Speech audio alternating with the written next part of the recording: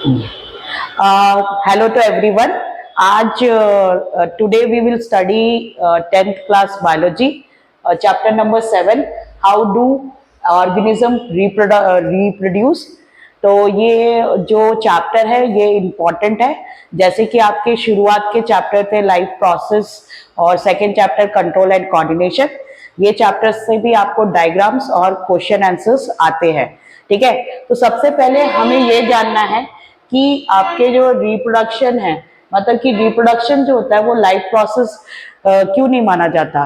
ठीक है, क्योंकि लाइफ प्रोसेस में आप अगर एक्टिविटीज देखेंगे जो लिविंग थिंग्स को जरूरत है, मतलब लिविंग ऑर्गेनिज्म को जरूरत है, वो न्यूट्रिशन है, एक्सक्रीशन है, सर्कुलेशन है, डाइजेशन है, ये सब होता है जो किसी भी जीव को जिंदा रखता है। लेकिन रिप्रोडक्शन को हम उसमें लिविंग प्रोसेस में डालते नहीं है। ठीक है, क्योंकि आपको जैसे कि पता है कि अगर कोई ऑर्गेनिज्म है वो रिप्रोड्यूस करता है तो उसमें बहुत सारी एनर्जी लगती है। तो क्यों हम लिविंग बीइंग्स रिप्रोड्यूस करते हैं, तो पहला क्वेश्चन इसमें ये आता है कि वाई वी रिप्रोड्यूस। ठीक है, ठीक है, तो इसका रीजन क्या है, हम रिप्रोड्यूस क्यों करते हैं। तो इसका रीजन ये है कि हम रिप्रोड्यूस इसलिए करते हैं कि हमारा जो ऑर्गेनिज्म जो है, ठीक है, उसकी जो जनरेशन है या उसके जो नंबर्स है वो कम ना हो, वो इन्वायरमेंट में बने रहे, इस वजह से हम रिप्रोड्यूस करते हैं। दूसरा कि अगर हमें नेचर में सरवाइव करना है और नेचर आपका हर बार चेंज होता है, ठीक है, तो इस वजह से आपको वेरिएशन जो होता है वो देखने को मिलता है आपके, और एवोल्यूशन का कारण भी होता है रिप्रोडक्शन। ठीक है, तो यहाँ पे सबसे पहली बात ये है कि अगर हमें जो ऑर्गेनिज्म है, ठीक है, तो इसमें हमें ये पता करना है कि क्यों ऑर्गेनिज्म जो है हम रिप्रोड्यूस करने की जरूरत है। जैसे कि आप पहले भी पढ़ चुके होंगे, रिप्रोडक्शन जो होता है वो कंटिन्यूटी ऑफ द स्पीशीज को बिलोंग करता है। ठीक है, continuity of generation of the species. ठीक है, इसलिए आपको रिप्रोड्यूस करने की जरूरत पड़ती है। ठीक है, अब यहाँ पे जो सेकेंड टॉपिक है जिसमें कि आपको बोलता है कि organism create exact copy of themselves.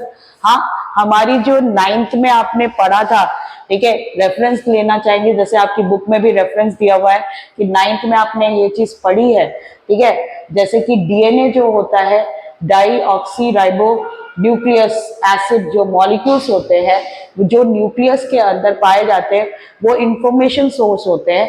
ठीक है, और ये जो इंफॉर्मेशन है वो आरएनए में पहुंचाता है, फिर आरएनए से क्या है वो प्रोटीन में डालता है। ठीक है, जैसे कि आपको सभी को पता है जो डीएनए है वो न्यूक्लियस के अंदर क्रोमोसोम्स के अंदर पाए जाते हैं। ठीक है, क्रोमोसोम्स के अंदर पाए जाते हैं। ठीक है, they are found in neuron. और ये क्या है, आपके जो रिप्रोडक्शन के बेसिक लेवल जो इन्वॉल्व है उसमें कॉपीज है। ठीक है, तो क्या ऑर्गेनिज्म आपके एग्जैक्ट कॉपी बनाते हैं अपने पेरेंट्स के, तो उसमें आपको ये पता होना चाहिए कि रिप्रोडक्शन जो होता है वो 2 टाइप्स का होता है। ठीक है, एक होता है सेक्सुअल और एक होता है unisexual, sorry sexual and asexual. ठीक है, तो सेक्सुअल और एसेक्सुअल में अंतर ये होता है, सबसे पहले इसको समझने की जरूरत है। एसेक्सुअल रिप्रोडक्शन जो होता है उसमें आपके पेरेंट्स जो होते हैं वो एक ही होते हैं, यूनी पेरेंट होते हैं। इसमें जो पेरेंट है वो अपना जो बॉडी है, मतलब कि जो सेल बॉडी है उसको डिवाइड करके दो पार्ट में डिवाइड होते हैं।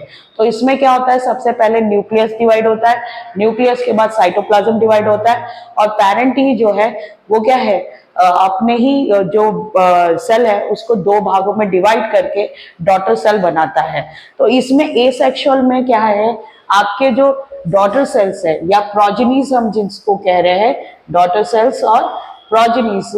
ठीक है, डॉटर सेल्स या प्रोजेनीज, ऑफस्प्रिंग्स, ये सारे वर्ड्स जो है उसी के लिए यूज किए जाते हैं। ठीक है, ये एग्जैक्ट कॉपी होते हैं आपके पेरेंट्स के। ठीक है, एसेक्सुअल में।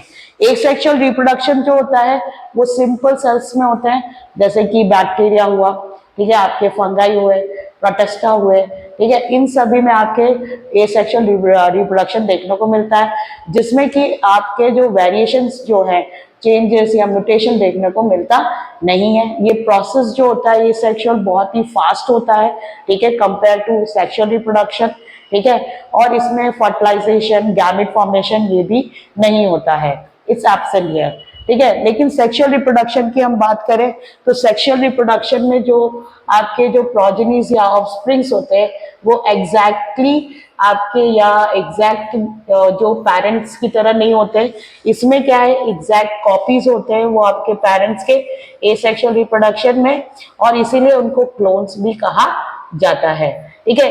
एक ये भी कहना मतलब ये भी हम कह सकते हैं जो बैक्टीरियाज होते हैं वो इमॉर्टल होते हैं क्योंकि वो कभी मरते नहीं है, क्योंकि वो मरने से पहले क्या है वो रिप्रोडक्शन करते हैं, रिप्रोडक्शन में क्या है उनके जो पेरेंट बॉडी है वो डिवाइड हो जाता है, ठीक है, जिसके वजह से हम बैक्टीरिया को इमॉर्टल भी कहा सकते हैं, ठीक है। अब यहाँ पे जरूरी है कि आपके जो सेक्सुअल रिप्रोडक्शन के बारे में हम बात कर लें। सेक्सुअल रिप्रोडक्शन में क्या होता है, आपके सेक्सुअल रिप्रोडक्शन में आता है कि ये बाई पेरेंट होते हैं, ठीक है, इनमें दो पेरेंट्स की जरूरत पड़ती है, ठीक है, इसमें गैमेट फॉर्मेशन होता है, ठीक है, मेल और फीमेल गैमेट्स होते हैं, ठीक है, और फर्टिलाइजेशन होता है इसमें प्रोसेस, ये प्रोसेस कंपेयर टू स्लो होता है एसेक्सुअल से, ठीक है, और इसमें वेरिएशंस आपको या म्यूटेशन देखने को मिलता है, ठीक है। अब इसमें क्या है, अभी इसमें ये क्या है, दो सेल्स आपके क्या है सिमिलर हो सकते हैं लेकिन आइडेंटिकल जो होता है वो डिपेंड करता है कि किस तरह से वो उसमें डीएनए जो है परमानेंट कॉपी हुआ है। तो एसेक्सुअल में क्या है डीएनए एग्जैक्ट कॉपी बनाता है इसलिए उसमें क्लोन्स बनते हैं, लेकिन सेक्सुअल में क्या है जब उसमें जो सेल डिवीजन के दौरान जो होता है जो डीएनए में म्यूटेशन होता है और या तो वेरिएशन होता है जिसके वजह से आपके जो पेरेंट्स से डीएनए से आपको विरासत में कुछ कैरेक्टर्स मिलते हैं, ठीक है, सारे कैरेक्टर्स आपको पेरेंट्स से नहीं मिलते सेक्सुअल में, ठीक है। अब यहाँ पे जो है सेक्सुअल रिप्रोडक्शन आपको समझ में आ गया होगा। सेक्सुअल रिप्रोडक्शन में क्या है आपका जो ये जो है कॉम्प्लेक्स बॉडी में, जैसे कि सेक्सुअल रिप्रोडक्शन फ्लावर में देखने को मिलता है, ह्यूमन में देखने को मिलता है, लेकिन कॉम्प्लेक्स जो यूकैरियोटिक्स ऑर्गेनिज्म है उसमें आपको ये सेक्सुअल रिप्रोडक्शन देखने को मिलता है, ठीक है। अब यहाँ पे एक और चीज है, ठीक है, कि आप यहाँ पे बुक में देखेंगे कि यहाँ पे लिखा हुआ है कि दो सेल जो है ऑफकोर्स सिमिलर होते हैं बट ये एक जैसे आइडेंटिकल नहीं होते। तो इसका क्वेश्चन जो है वो डिपेंड करता है कि किस तरह से डीएनए कॉपी करता है, copy generate will be same but not be identical, ठीक है, टू द ओरिजिनल। मतलब वो इंफॉर्मेशन तो कॉपी करते हैं या मतलब डीएनए कॉपी जनरेट करता है लेकिन सिमिलर जनरेट नहीं करता। तो कभी कभी वेरिएशन इतना ज्यादा होता है, ठीक है, तो जो नया डीएनए जो होता है could not copy new DNA copy cannot work with the cellular apparatus it inherited। तो सच बॉर्न सेल जो होते हैं, जो न्यू बॉर्न सेल्स होते हैं वो सिंपली डाई कर जाते हैं, मतलब कि आपका जो इतने वेरिएशन देखने को मिलता है डीएनए में कि जिसके वजह से वो सेल में इनहेरेंट नहीं कर सकता वो चेंजेस को, इस वजह से वो डाई करता है, ठीक है। अब क्या है जो सर्वाइवल सेल्स है जिसमें डीएनए जो कॉपी करता है लेकिन आइडेंटिकल नहीं है तो वो उनके वो एक दूसरे से डिफरेंट होते हैं, ठीक है। तो ये जो वेरिएशन के जो होते हैं रिप्रोडक्शन में वो रेवोल्यूशन का कारण होते हैं। मतलब आपके वेरिएशन क्यों होने हैं, क्योंकि रिप्रोडक्शन के दौरान जो वेरिएशन होते हैं वो एवोल्यूशन का कारण बनते हैं, ठीक है। तो एवोल्यूशन मतलब कि आपके जो हर बार जो ऑर्गेनिजम्स हैं वो और ज्यादा बेटर, मतलब कि जनरेशन बाय जनरेशन वो बेटर होते जाते हैं, ठीक है, क्लियर है। अब हमें ये जानना है इंपॉर्टेंस ऑफ वेरिएशन, ठीक है। पॉपुलेशन जो होते हैं उनके जो आपके जो पॉपुलेशन है जनसंख्या जो ऑर्गेनिज्म की वो कुछ स्थानों में क्या वेल डिफाइंड होती है, ठीक है, जिनको हम निश भी कहते हैं। इकोसिस्टम में क्या होता है वो अपनी एबिलिटी जो है रिप्रोड्यूस करने के लिए है, ठीक है। तो जब रिप्रोडक्शन में जब डीएनए कॉपी होता है तो वो क्या करता है वो पर्टिकुलर निश में आपको अलाउ करता है कि वो सारे यूज करे, मतलब वो पूरी जनसंख्या में दिखाई देता है और जिसके वजह से स्टेबिलिटी होती है आपके पॉपुलेशन में, ठीक है। लेकिन अगर निश में कोई चेंज आता है ठीक है।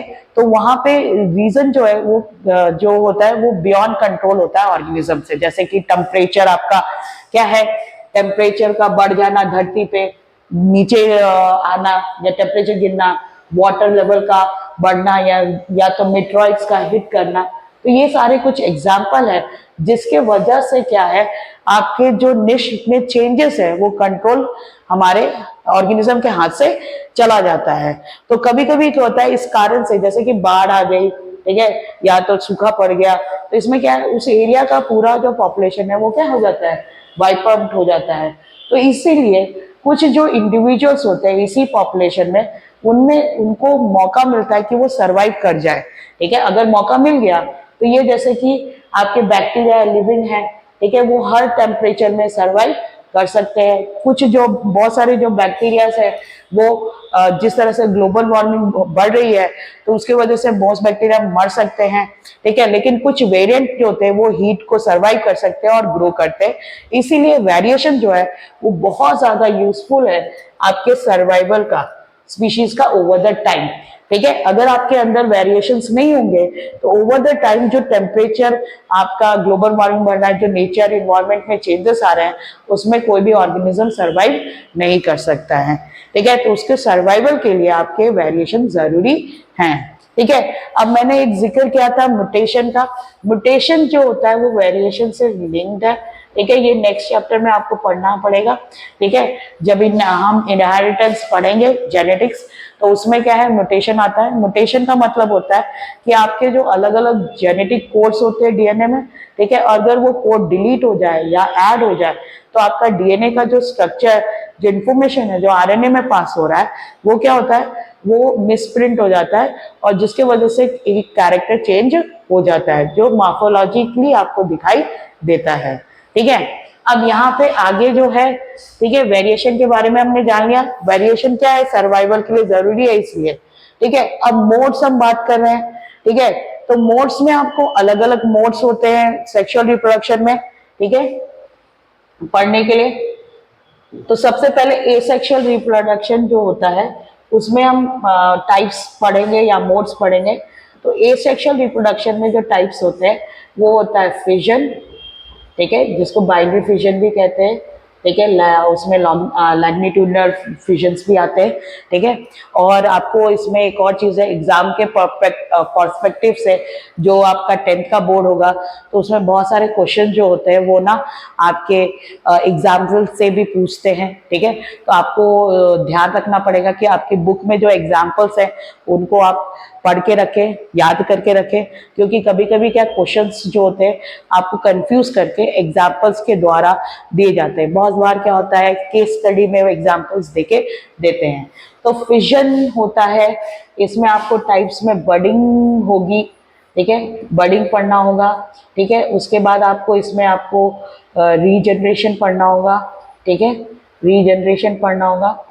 फिर आपको इसमें स्पोर फॉर्मेशन पढ़ना होगा, ठीक है, स्पोर फॉर्मेशन, ठीक है। तो ये एसेक्सुअल के टाइप्स होते हैं जिनको आपको इसमें पढ़ना होगा। जैसे कि यहाँ पे फिजन है आप देख रहे हो, ठीक है। सेकेंड में फ्रैगमेंटेशन है, फ्रैगमेंटेशन छूट गया था। रीजनरेशन है, रीजनरेशन के बाद आपका बडिंग है और बडिंग के बाद वेजिटेटिव प्रोपोगेशन जो आपको प्लांट्स में देखने के लिए मिलता है एसेक्सुअल रिप्रोडक्शन में, ठीक है। तो इनके बारे में आपको एसेक्सुअल टाइप में पढ़ना है और स्पोर फॉर्मेशन है, ठीक है।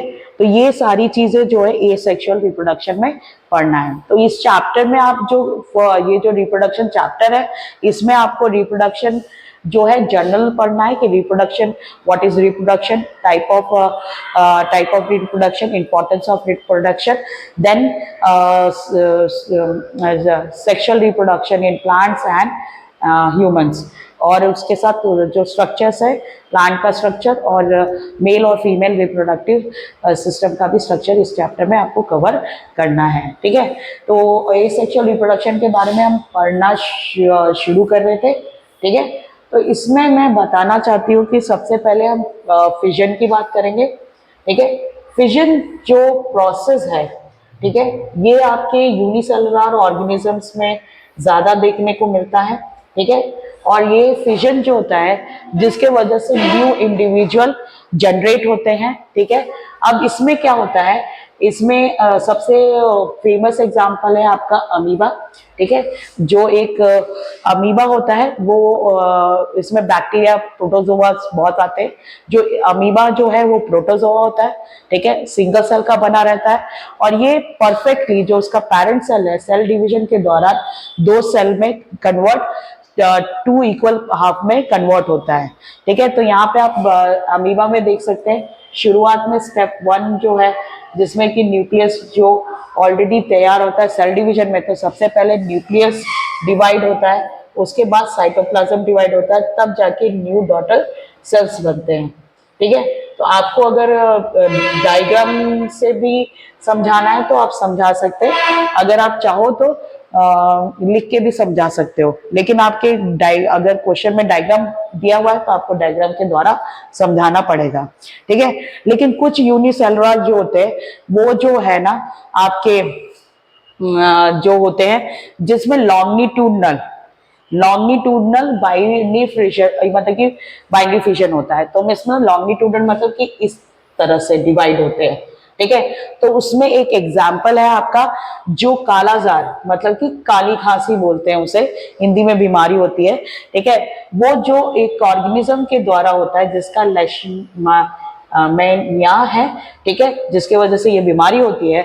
इन सब में क्या होता है, जिनका स्ट्रक्चर विप लाइक जैसा, विप मतलब कि जैसे हंटर होता है वैसे, ठीक है, उस तरह का स्ट्रक्चर होता है। इसमें क्या होता है कि आपके जो सेल डिवीजन है, आप देख सकते हो कि सेल डिवीजन कैसे होता है।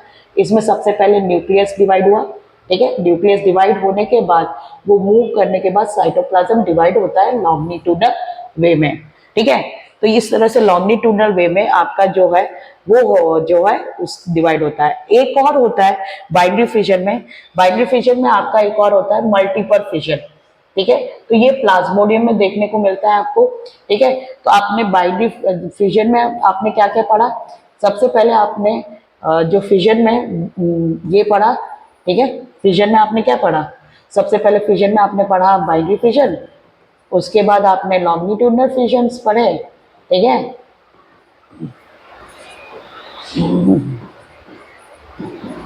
लॉन्गिट्यूडनल फिजन, और उसके बाद आप यहाँ पे मल्टीपल फिजन पढ़ रहे हैं, ठीक है। ये सभी चीज आपका इसमें आता है, किसमें, फिजन में, ठीक है। तो यहाँ पे फिजन, मल्टीपल फिजन जो प्लाज्मोडियम में देखने के लिए होता है। तो इसमें क्या होता है, जो सिंगल सेल होता है, उससे पहले मैं बताना चाहती हूँ जैसे कि प्लाज्मोडियम जो है वो कारण होता है मलेरिया का, पैरासाइट्स है वो मलेरिया फैलाता है आपके उसमें, ठीक है। तो प्लाज्मोडियम जो होता है वो क्या करता है, उसके जो डॉटर सेल्स जो होते हैं वो सेल क्या होता है, पहले काफी अलग अलग, मतलब एक सेल में बहुत सारे जो अलग अलग सेल्स डिवाइड हो जाते हैं, ठीक है, एक जगह इकट्ठा हो जाते हैं, और उसके बाद जो होता है ये बर्स्ट ओपन हो जाता है लेयर, और ये सारे जो सेल्स है वो जो है अलग अलग ऑर्गेनिज्म में कन्वर्ट डॉटर सेल्स हो जाते हैं। तो एक टाइम पे वो मल्टीपल डॉटर सेल्स बनाते हैं, इसीलिए इसका नाम मल्टीपल फिजन है, ठीक है, जो प्लाज्मोडियम में दिखाई देता है, ठीक है। नेक्स्ट आपका एसेक्सुअल रिप्रोडक्शन में फ्रैगमेंटेशन आता है। फ्रैगमेंटेशन इंग्लिश वर्ड में अगर कहा जाए तो फ्रैगमेंट्स मतलब होता है टुकड़े, ठीक है। तो फ्रैगमेंटेशन का जो एग्जांपल है ये मल्टी सेलुलर बॉडी में दिखता है, लेकिन वो सिंपल ऑर्गेनाइजेशन होना चाहिए। तो स्पाइरोगैरा होता है, ठीक है, स्पाइरोगैरा इसमें एग्जांपल है। वो क्या होता है, मिच्योर होने के जैसे क्या है वो पीसेस में, टुकड़ों में टूट जाता है, ठीक है, स्पाइरोगैरा। और हर टुकड़ा जो है, हर फ्रैगमेंट, मतलब कि हिंदी में टुकड़ा और इंग्लिश में जो फ्रैगमेंट है वो एक नए इंडिविजुअल में बढ़ता है, ठीक है। अब ये शायद ऑल मल्टीपल सेलुलर ऑर्गेनिज्म के लिए सही नहीं होगा, ठीक है, क्योंकि सेल जो है क्योंकि मल्टीपल सेल ऑर्गेनिज्म जो है वो सेल बाय सेल डिवाइड होता है। तो रीजन ये है क्योंकि मल्टीपल सेलुलर जो होते हैं वो कॉम्प्लेक्स ज्यादा होते हैं, ठीक है। अब आपके उसमें स्पेशलाइज सेल जो होते हैं वो मिलकर टिश्यू बनाते हैं, जो है वे मिलकर ऑर्गन बनाते हैं, और ऑर्गन जो है वो अलग अलग पोजीशन पे रहते हैं। तो इसीलिए बहुत ही मुश्किल है मल्टी सेलुलर ऑर्गेनिज्म में ये फ्रैगमेंटेशन होना, ठीक है, क्योंकि उसमें कॉम्प्लेक्स रिप्रोडक्शन होता है, ठीक है। तो बहुत बार ये पूछा जाता है कि क्यों फ्रैगमेंटेशन सिर्फ मल्टी सेलुलर हो रहा है, लेकिन वो सिंपल बॉडी ऑर्गेनाइजेशन में क्यों होता है? क्योंकि कॉम्प्लेक्स बॉडी ऑर्गेनाइजेशन में पॉसिबिलिटी बहुत कम है, ठीक है, क्योंकि वो कॉम्प्लेक्स है बाय द नेचर ऑर्गेनाइजेशन उसका, इस वजह से, ठीक है। अब बहुत लोग इसमें भी कंफ्यूज करते हैं कि रीजनरेशन और फ्रैगमेंटेशन में क्या अंतर है, ठीक है। तो यहाँ पे ये समझने की जरूरत है रीजनरेशन जो होता है और या तो आपका फ्रैगमेंटेशन है, दोनों में अंतर क्या है, ठीक है। रीजनरेशन का मतलब है कि किसी दुर्घटनावश, किसी एक्सीडेंट वश, मतलब किसी एक्सीडेंट के दौरान, ठीक है, कोई भी ऑर्गेनिज्म है जैसे कि हाइड्रा है, ठीक है, रीजनरेशन में, या प्लेनेरिया है, ठीक है, इसमें एग्जांपल आपके क्या होंगे, हाइड्रा और प्लेनेरिया। अगर इनको किसी भी एक्सीडेंट के दौरान इनके एक्सीडेंटली क्या है वो ब्रोक हो जाए या कट हो जाए अलग अलग पीसेस में, तो वो क्या है, हर पीस जो है वो एक कंप्लीट ऑर्गेनिज्म में बदल जाएगा, तो उसको रीजनरेशन कहते हैं। जैसे कि ये दूसरों में भी दिखाई देता है रीजनरेशन, जैसे कि स्टारफिश में, ठीक है, आपके लीवर जो होता है वो भी रीजनरेट प्रॉपर्टी रखता है आपका शरीर में, ठीक है। और रीजनरेशन जो है आपको लिजार्ड के टेल में भी दिखता है, आप देखते हो कि उसकी टेल कट जाती है तो टेल वापस आ जाती है। लेकिन यहाँ पे रीजनरेशन का मतलब है कि आप ये नए सेल बनना बॉडी पार्ट से, किसी भी बॉडी पार्ट से आपके नए सेल बनना। लेकिन फ्रैगमेंटेशन क्या है? फ्रैगमेंटेशन में क्या होता है, फ्रैगमेंटेशन में मेच्योरिटी के बाद जो ऑर्गेनिज्म है वो फ्रैगमेंट में डिवाइड होते हैं। और यहाँ पे क्या है, यदि ऑर्गेनिज्म इंडिविजुअल समहाउ कट और broken up into many pieces, तो वो सारे पीसेस जो है कन्वर्ट होते हैं। ये एक डिफरेंस होता है आपका फ्रैगमेंटेशन और रीजनरेशन में, ठीक है, ये जरूरी है, ठीक है। तो रीजनरेशन के लिए स्पेशलाइज्ड सेल्स की जरूरत होती है। ये जो सेल्स होते हैं ये प्रोलिफरेट होते हैं, लार्ज नंबर सेल्स बनाते हैं, और ये मास ऑफ सेल्स जो होते हैं डिफरेंट सेल्स में चेंज होकर अलग अलग सेल टाइप्स और टिश्यू बनाते हैं। और ये जो चेंजेस होते हैं टेक प्लेस होता है एक ऑर्गेनाइज सीक्वेंस में, और जिसको हम डेवलपमेंट कहते हैं, ठीक है। और लेकिन रीजनरेशन है वो रिप्रोडक्शन का सिमिलर वे नहीं है। मोस्ट ऑफ द ऑर्गेनिज्म इस पे डिपेंडेंट नहीं होते हैं, लेकिन आप क्या है, रिप्रोडक्शन में इसको इसलिए डाला गया है क्योंकि भाई आपके गलती से ऑर्गेनिज्म अगर कट जाते हैं या तो टूट जाते हैं और पीसेस पीसेस हो जाते हैं तब वो रिप्रोड्यूस करते हैं। तो आपका यहाँ पे डायग्राम है, डायग्राम में आप देख सकते हो रीजनरेशन का, ये प्लेनेरिया है। प्लेनेरिया जो है अगर वो एक्सीडेंटली 3 पार्ट्स में डिवाइड हो गया तो हर पार्ट जो है वो एक नए ऑर्गेनिज्म में डेवलप हो जाता है, ठीक है। ऐसा भी है, अगर आपको याद हो, ठीक है, तो बहुत सारे मैथोलॉजी जो है जिसमें कि आप नवरात्रि में काली माँ के बारे में पढ़ेंगे तो उसमें रक्त बीज राक्षस के बारे में बोलते हैं, जिसको वरदान था कि जहां पे भी ब्लड गिरेगा उसकी बूंद, तो वो क्या करेगा, एक नया राक्षस बन जाएगा वहां से। तो काली माँ ने अवतार लिया था उसको वध करने के लिए, ठीक है। तो उन्होंने कटार और एक कटोरा लिया था कि उसका ब्लड जो गिरेगा वो कटोरे में डालकर पीते जाएंगे, ठीक है। तो ये तो मैंने एक स्टोरी आपको समझाई, क्योंकि साइंस जो होता है वो लॉजिकली होता है, तो कभी कभी क्या स्टोरी आपको फन पार्ट देती है, ठीक है। नेक्स्ट आपका बर्डिंग आता है। बर्डिंग में क्या होता है, ये ईस्ट में देखने को मिलता है, ठीक है, और हाइड्रा में भी दिखता है। और इसमें क्या होता है कि आपका जो पेरेंट बॉडी है उसके ऊपर एक बर्ड की तरह आउटग्रोथ होता है, ठीक है। और ये जो आउटग्रोथ होता है वो एक नए ऑर्गेनिज्म में ग्रो करता है, और उसके बाद ये क्या है, पेरेंट से डिटैच हो जाता है, और वो डिटैच होने के बाद एक न्यू इंडिपेंडेंट ऑर्गेनिज्म बन जाता है, ठीक है। तो ये हाइड्रा में आपको दिखाई देगा इसमें, ठीक है। तो हाइड्रा में आपको दिखाई दे रहा है यहाँ पे, ठीक है। तो यहाँ पे देखो ये एक फुल पेरेंट बॉडी है, ठीक है, और पेरेंट बॉडी में क्या है आपके एक बर्ड निकला, ठीक है। बर्ड इसलिए इसका बर्डिंग नाम है क्योंकि इसमें बर्ड मतलब कि बर्ड की तरह, कली की तरह क्या है, एक बर्ड निकलता है, और ये बर्ड जो होता है वो फुल्ली मतलब कि इसमें एक इंडिविजुअल में डेवलप हो जाता है, ठीक है, या कह सकते हैं कि मेच्योरिटी तक पहुंच जाता है, और उसके बाद वो क्या है, डिटैच होकर एक न्यू इंडिपेंडेंट ऑर्गेनिज्म में कन्वर्ट हो जाता है, ठीक है। तो इसमें ईस्ट भी एग्जाम्पल है हाइड्रा के साथ, ठीक है। अब हम बात करेंगे वेजिटेटिव प्रोपोगेशन का, ठीक है। तो वेजिटेटिव प्रोपोगेशन जो होता है वो प्लांट्स में एसेक्सुअल रिप्रोडक्शन के वेरिएंट्स होते हैं, जैसे शुगर केन है, रोज है, बहुत कॉमन है कि किसी को भी रोज लगाना होता है तो वो क्या मार्केट से बीज लेने जाता है? नहीं, वो क्या करता है, स्टेम्स लेके आता है रोज के और उसको डाल देता है और उसके वजह से न्यू प्लांट्स बन जाते हैं।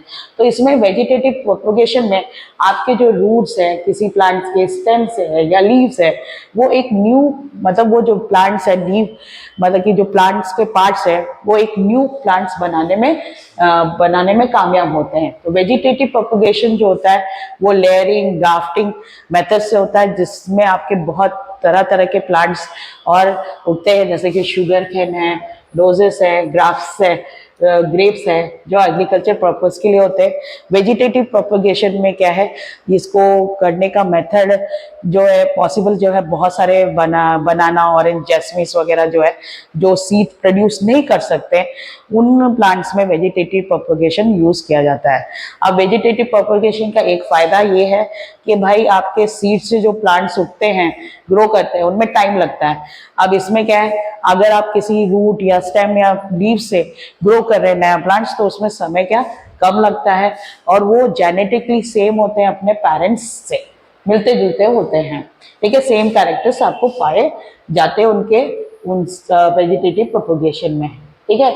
तो यहाँ पे देखो लीव में आपका बायोफिल्म है, जिसमें ये जो लीव है अगर आप इसको मिट्टी के अंदर डाल दोगे तो क्या है, उससे नए बर्ड्स आने लगते हैं, ठीक है।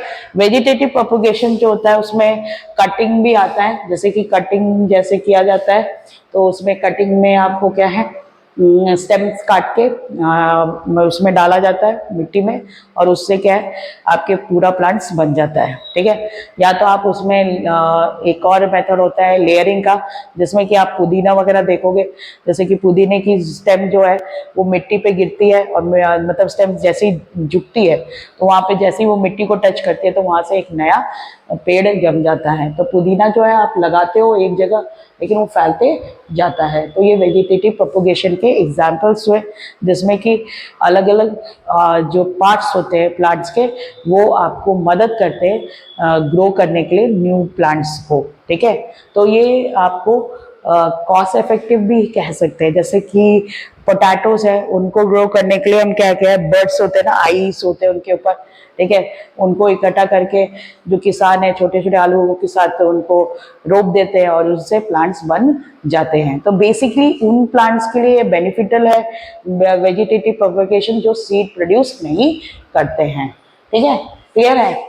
अब उसके बाद वेजिटेटिव प्रोपोगेशन के बाद हम क्या एक छोटा सा टॉपिक है टिश्यू कल्चर के बारे में। अब टिश्यू कल्चर जो है वो एक तरीका है जो जो प्लांट्स है जो डिजीज लग गया है और उनके कुछ पार्ट्स अगर अच्छे हैं, ठीक है, या तो कुछ मतलब कि क्या है रिमूव किए जाते हैं टिश्यूज या सेल्स आपके ग्रोइंग जो टिप होता है प्लांट से, और उनको आर्टिफिशियल मीडियम मतलब कि न्यूट्रिएंट के साथ पेट्री डिश में लैब में डालकर उस ग्रुप और या जो सेल होता है जिसको कैलेक्स कहते हैं उसको दूसरे मीडियम में ग्रो किया जाता है। पहले तो न्यूट्रिएंट्स के मीडियम में ग्रो सेल्स को इकट्ठा करके उसके बाद ग्रोथ हार्मोन्स डाले जाते हैं उसमें, ठीक है, और प्लांट्स को जो भी जरूरी होती है, ठीक है, वो सारी चीजें इसमें आपके मीडियम में डालकर छोड़ा जाता है। फिर उसके बाद ये छोटे छोटे प्लांटेड्स मतलब प्लांट्स आ जाते हैं तो उनको सॉइल में डालकर फिर मेच्योर प्लांट्स बनने के लिए छोड़ दिया जाता है। अब टिश्यू कल्चर जो है वो एक पेरेंट से ग्रो होता है, डिजीज फ्री कंडीशंस होता है, ये कॉमन है जो ऑर्नामेंटल प्लांट्स है। ऑर्नामेंटल प्लांट्स का मतलब है जो सजावट के लिए प्लांट्स यूज होते हैं उनके लिए हम टिश्यू कल्चर करते हैं। अब लास्ट आपका जो एसेक्सुअल रिप्रोडक्शन में आता है स्पोर फॉर्मेशन, ठीक है। तो ये स्पोर फॉर्मेशन आपके राइजोपस में मिलता है, ये ब्रेड पे पाया जाता है, ठीक है, राइबोसोमस ये ब्रेड मोल्ड होता है, ठीक है, और इसके कोई रिप्रोडक्टिव पार्ट्स नहीं होते, ठीक है। और इसमें आप स्ट्रक्चर आप देख सकते हो, जैसे कि इसमें क्या है, एक आपका टाइनी सा छोटा सा एक लोब जैसा बना है स्टिक पे, तो इसमें रिप्रोडक्शन है। अब क्या ये जो लोब्स होते हैं इनको हम स्पोरेंजिया कहते हैं, ठीक है। अब ये स्पोरेंजिया जो होता है इसके अंदर सेल्स या स्पोर्स होते हैं जो नए राइजोपस में बनते हैं। मतलब कि स्पोर फॉर्मेशन जो ऐसे स्ट्रक्चर होते हैं, स्पोर तब बनते हैं जब आपके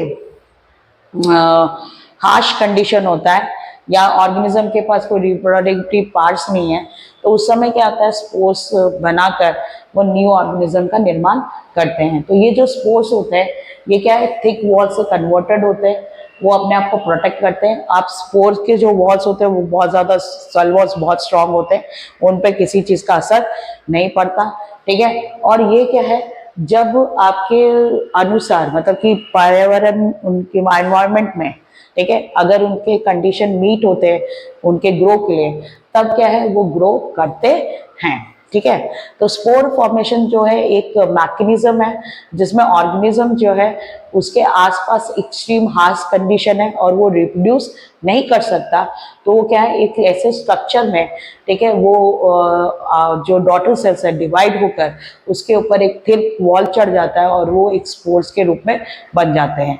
और ये क्या है, ये जो स्पोर्स होते हैं वो किसी भी सरफेस में, मॉइस्ट सरफेस पे आते हैं तो वो उसमें वो क्या करते हैं, वो क्या करना, ग्रो करना शुरू कर देते हैं, ठीक है। अब ये जो स्पोर्स हैं वो आपके बैक्टीरिया, फंगाइस, मोस्टली फंगाइस में आपको देखने को